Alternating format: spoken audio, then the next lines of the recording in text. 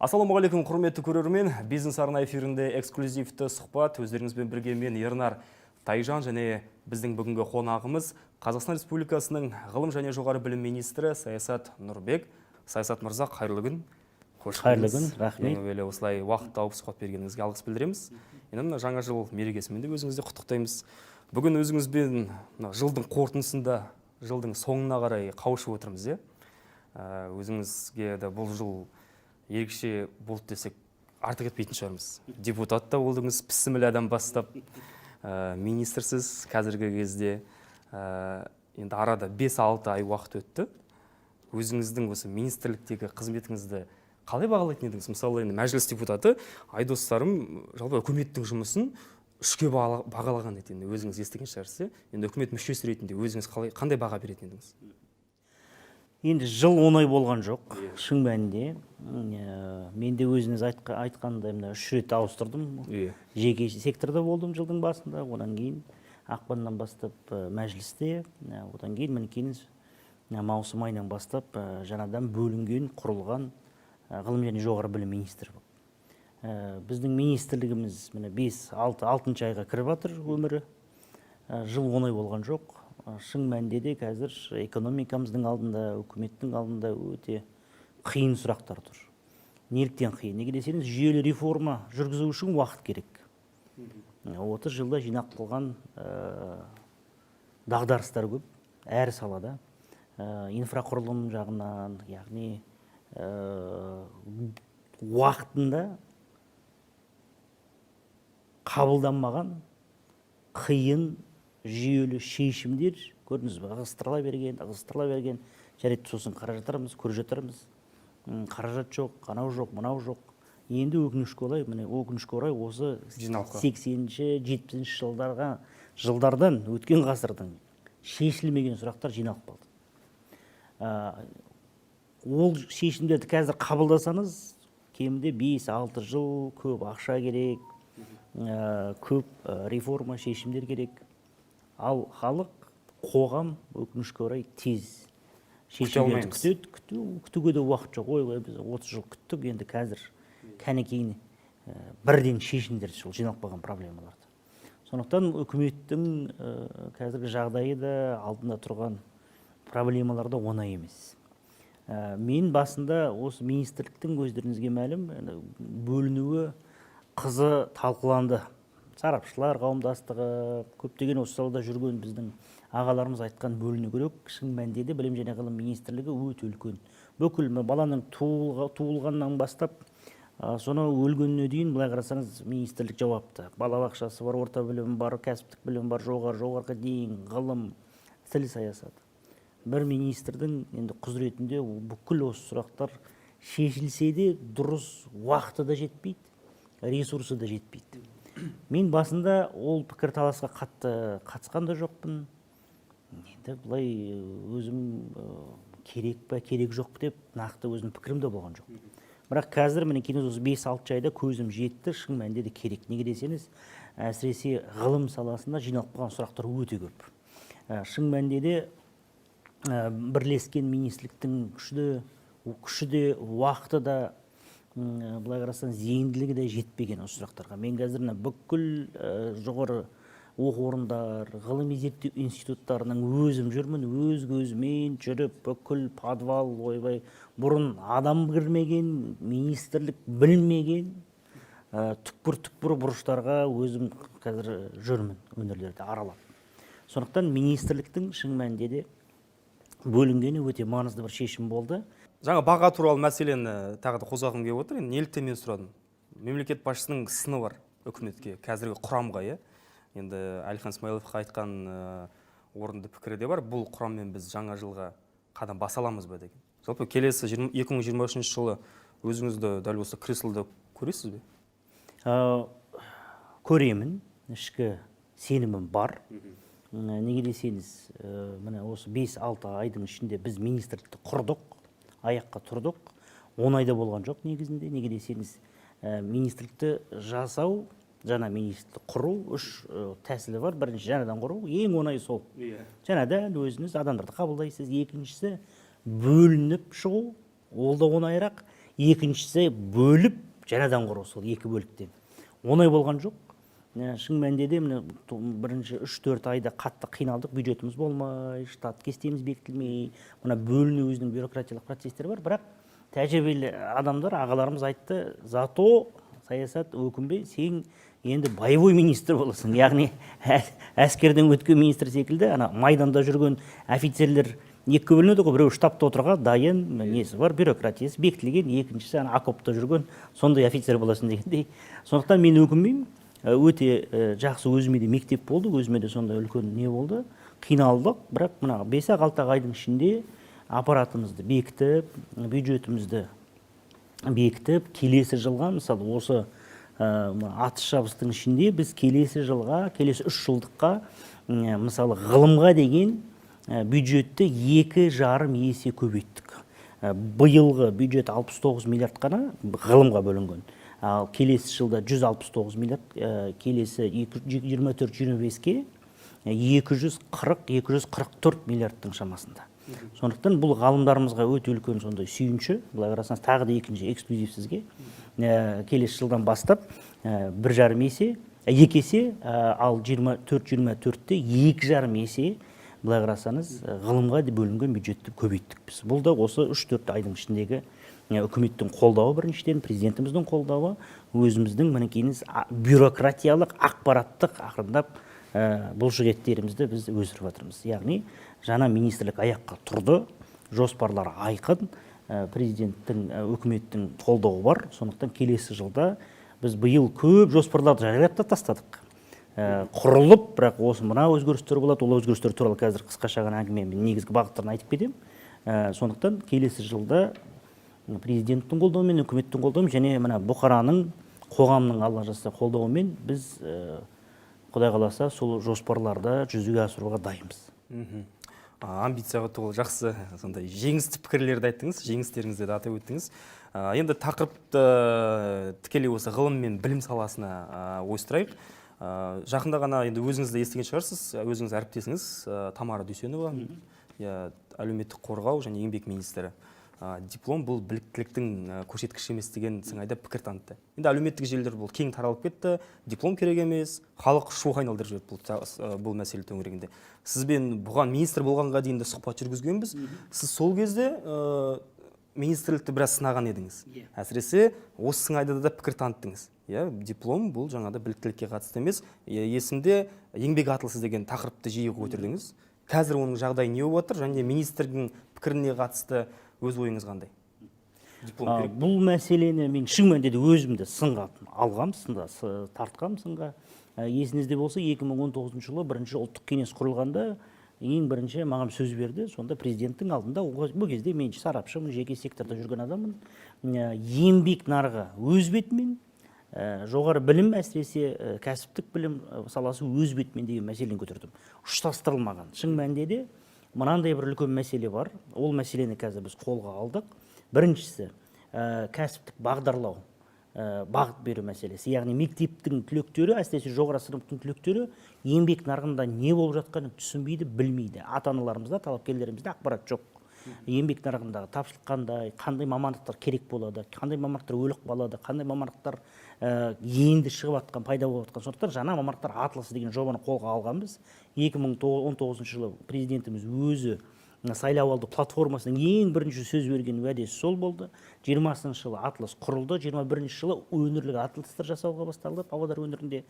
Осы жылы бұл бағдарлама, жаңа мамандықтар атылысы үлкен мемлекеттік бағдарламаға айналды. Аты мамандығым, болашағым.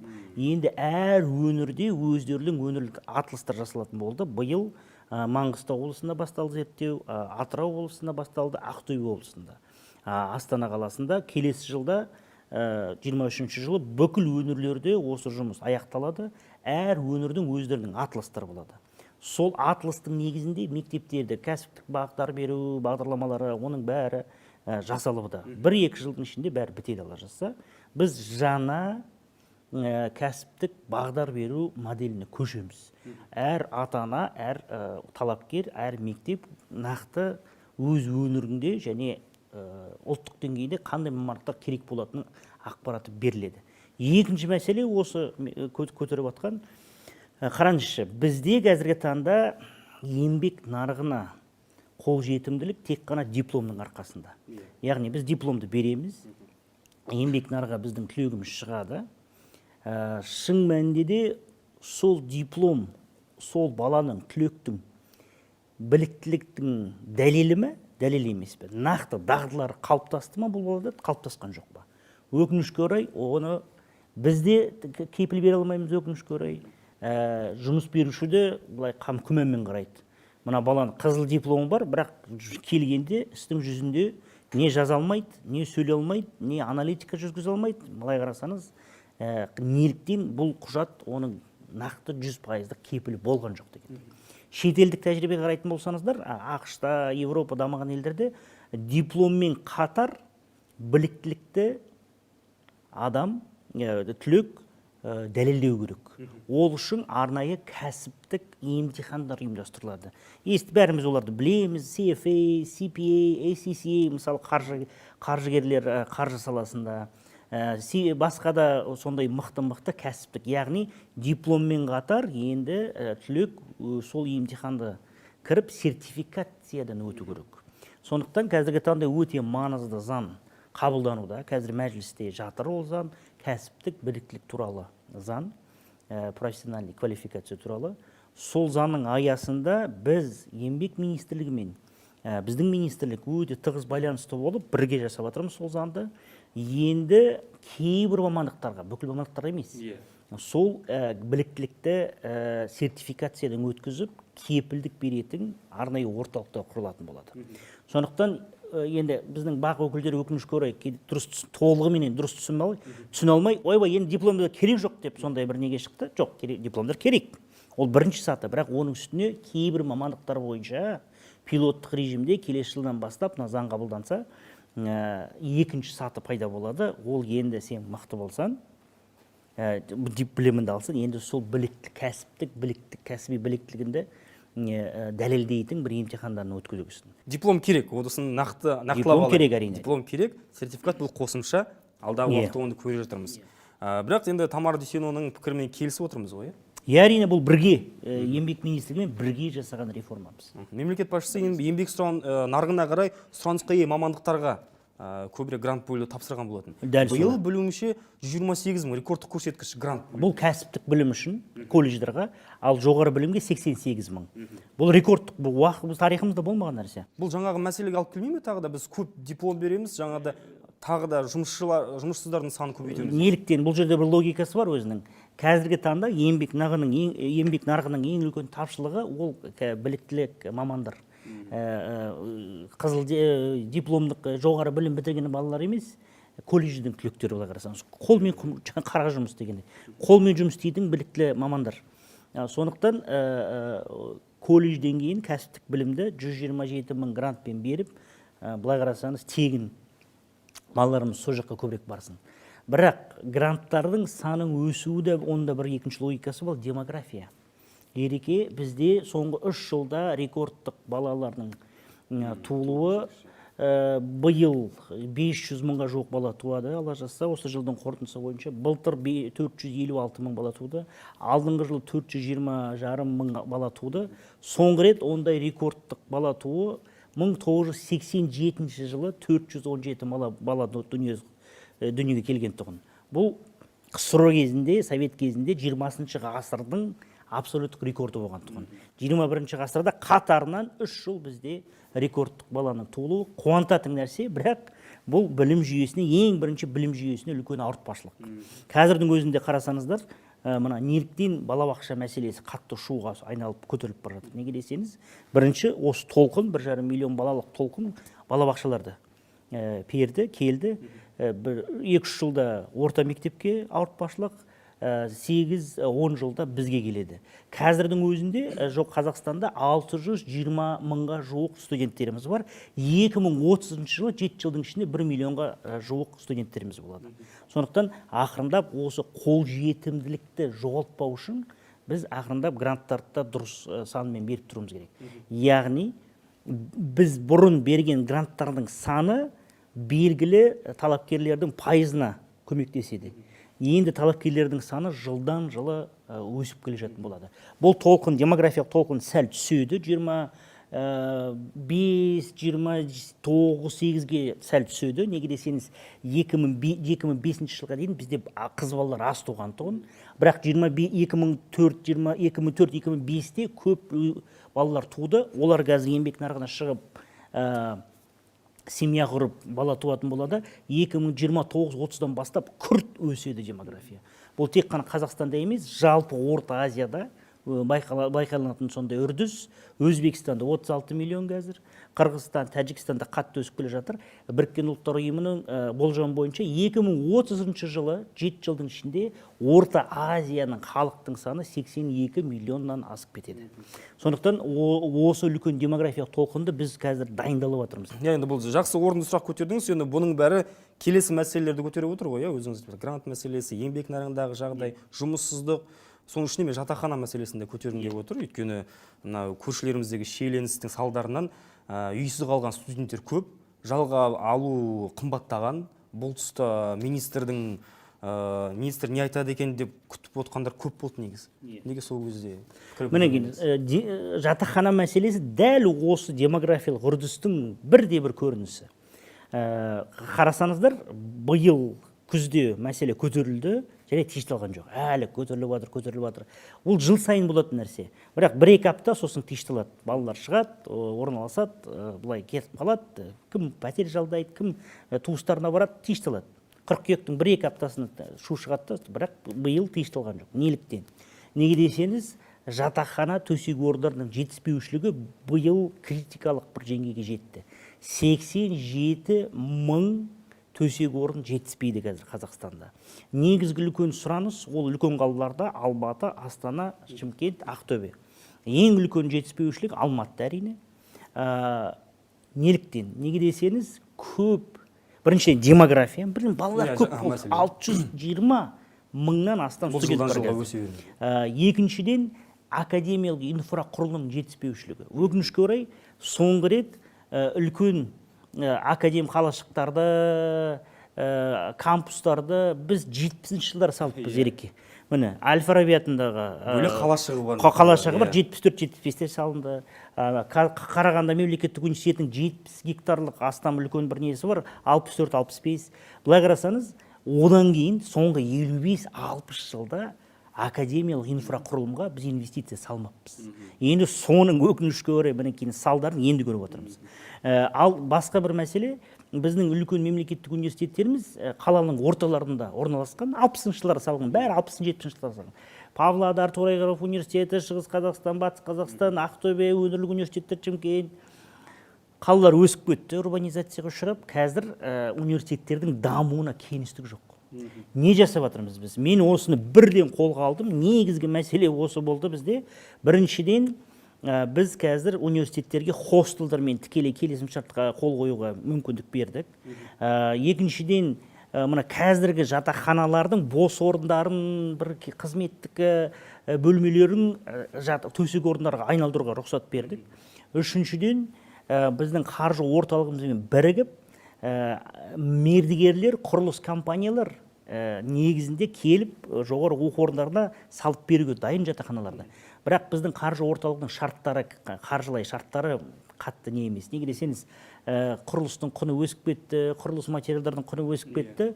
Осыны бірден біз мына соңғы 3 айда шештік. Үкіметтің қаулысы шықты. 87 мыңнан 5 айдың ішінде біз 75 мыңға дейін түсірдік. 12,5 мың төсек орынды қазір шештік.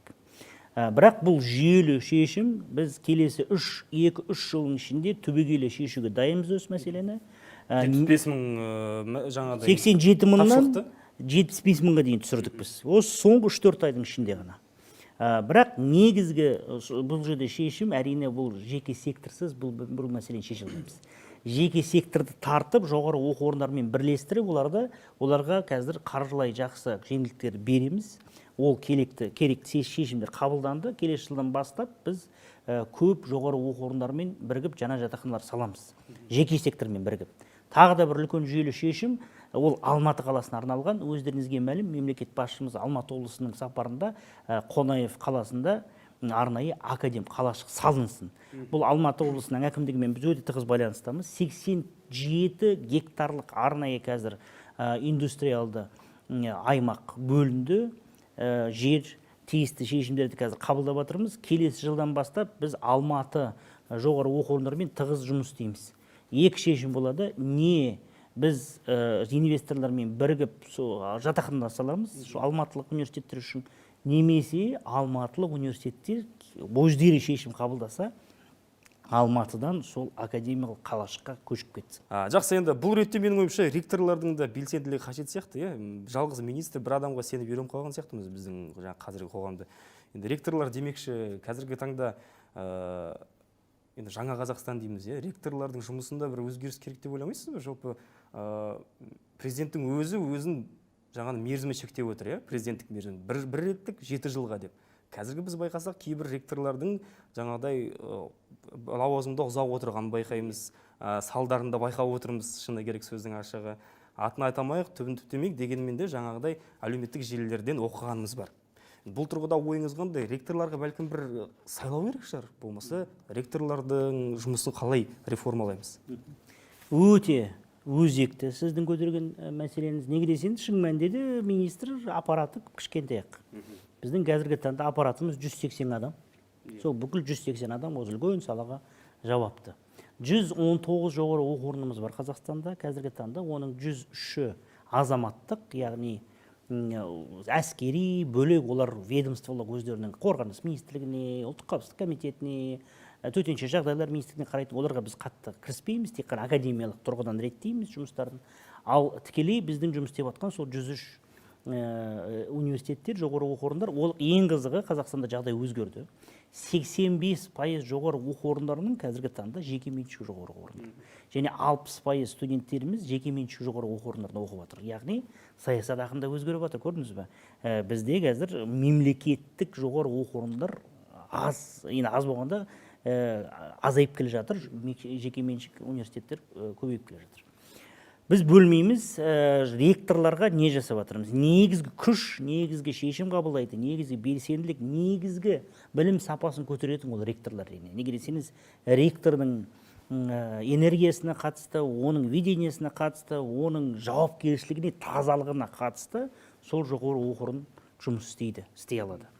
Бұл жұмыс басталды. Осыдан 2-3 жыл бұрын Асхат Қанатұлы өте мықты жас толқынды ақылүйге бастады. Шетелде оққан, Назарбаев университет, болашақтың түлектері, PhD, сол шетелде мықты білім беру саласында басқару, менеджмент, лидершип, көшбасшылық бағдарламаны бітірген азаматтарды әкелуге бастады. Біз сол жұмысты жалғастырамыз, бірақ жүйелі түрде. Біріншіден, енді мына ректорлар тағайындайтын комиссия бұрын үкімет деңгейінде, енді министрліктің деңгейіне түсті. Сол комиссияның жұмысын біз түбегейлі өзгертіп жатырмыз. Бірінші шешім. Енді ректорлыққа келетін талапкерлер міндетті түрде ректорлық, проректорлық, кадрлық резервтен өту керек. Арнайы оқу керек. Біз қазір Назарбаев университеті, Евразия ұлттық университеті, Казгу, Сәтбаев, ең мықты университеттер бірігіп, арнайы бағдарлама жасап шықтық. Ректор не білу керек? Ректор қандай болу керек? Ректор кадрлық саясат, қаржы, ұйымдастыру жұмысы, стратегиялық жоспарлау, академиялық саясат, халықаралық қатынастарда басқару өзінің құзыреттілігі, өзінің дағдылары қалыптасу керек. Бізде өкінішке орай қазір қарағанда ректорлыққа кейде біздің салада жұмыс істемеген елшілер секілді тыс, жай тұр бір үлкен ағамызды бір жерге жіберу үшін ректор бола салыңыз дегендей. Ректорлық ең маңызды, былай қарасаңыз, жұмыстардың біреуі, қызметтердің біреуі. Екіншіден, біз қазір ақырындап сіз өзіңіз айтқандай, неліктен ректорлар тағайындалады? Неліктен ғылыми кеңестің, сол жоғары оқу орнының, олардың оқытушылардың, профессорлардың, шыны керек, студенттердің де бір дауысы болу керек, пікір болу керек. Студенттер сайлау. Бізді басқаратын адам кім болады? Бізде мысалы көп жағдайларда неге қиын жағдай болып қалады? Жоғары оқу орнында сырттан бір адамды жібереді. Сол өңірден де жұмыс істемеген, басқа сол салаға да қатысы жоқ, былай қарасаңыз кейде. Оны ұжым қабылдамайды, конфликт басталады, жұмыс сосын быт-шыт болып шығады. Сондықтан біз келесі жылы Алла жазса сондай бір экспериментке барғымыз келеді. Бірінші сатыда комиссияға қазір кім ұсынады талапкерлерді? Сол университеттің директорлар кеңесі. Енді біз соны кеңейткіміз келеді. Комиссияға талапкерлерді кім ұсынсын? Ғылыми кеңес ұсынсын, жоғары оқу орнының ұжымы және керек болса да студенттер ұсынсын. Мысалы, ректорларды студенттер сайлайды деп айта аламыз ба? Мысалы, сайлайды дегенде әйтір дауыстары болады, пікірлері есептеледі. Мінекей біз дауыс береміз, осы кісі Қатысады. талапкер ретінде барсын комиссия. Сосын комиссия шешеді. Толық енді демократия емес, бірақ жартылай демократия деп айтуға болады. Осы пилот ретінде келесі жылдан бастаймыз осыны. Неліктен? Мысалы, ақш-та қызық бір тәжірибе, жоғары оқу орындарының директорлар кеңесінде бір 20-30% жоғары оқу орындарында студенттердің өкілдері бар. Яғни студенттер өз университетіміздің басқаруға да дауыстары бар, ойлары бар, пікірлері бар, және дауыс беру, шешу күші де бар. Неге десеңіз, бізде көп жағдайларда студенттерімізді не клиент ретінде көрмейміз, тұтынушы ретінде, не біздің жұмысымыздың субъекті ретінде де көрмейміз. Олар солай тұр керісінше негізгі біздің объектімізді, субъектімізді кім? Ол біздің студенттеріміз. Сондықтан ректорларға қатысты қазір өте сондай қызық жүйелі шешімдер дайындап жатырмыз біз. Ректордың басқару мерзімін шектейміз бе? Әрине, 3 жыл. 3 жыл. Әр ректор. Әр ректор 3 жылмен шектейміз. Ол 3 жылдың нәтижесінде керемет бір нәтиже көрсетсе, және де енді комиссия ректорлармен алдын ала келісім шартқа қол қояды. Ол жай типтік келісім шарт емес. Сіздің 3 жылдық міндеттемелеріңіз қандай? Қандай міндеттемелерді өз мойныңызға аласыз? Мен 3 жылдың ішінде мына университетті QS рейтингінде 178 орыннан 150 орынға шығарам. KPI. Сол KPI-ларды 3 жылда орындаса, онда тағы да бір мерзім бере аламыз. Орындамаса, өкінішке орай басқа бір адамды іздеуіміз керек. 2 мемлекеттік университеттер туралы 2 мерзіммен шектеуге, скорее всего, шешім қабылдаймыз. Әлі толықменен ол ресімделген жоқ, зерттеп жатырмыз. Ол бүкіл жерлерде президенттерде 2 мерзіммен шектеулі, көп елдерде, ректорларда көп нелермен шектеулі. Сондықтан өмірбақи, өмірдің соңына дейін отырып қалатын ректорлар моделінен біз бас. Жақсы, осы тұшымды пікіріңізбен сұхбатымызды қорытындылаймыз. Уақыт тауып сұхбат бергеніңізге алғыс білдіреміз. Жаңа аталған реформаларды жүзеге асыруда өзіңізге де берекелі жұмыс тілейміз. Қадірменді көрермендер, естеріңізге салайық, бүгінгі эксклюзивті сұхбатта бізбен бірге қонақта болған Қазақстан Республикасының ғылым және жоғары білім министрі Саясат Нұрбек мырза болатын. Ал біз сіздермен әзір келесі эфирге дейін қоштасамыз. Амандықта қайта жүздескенше.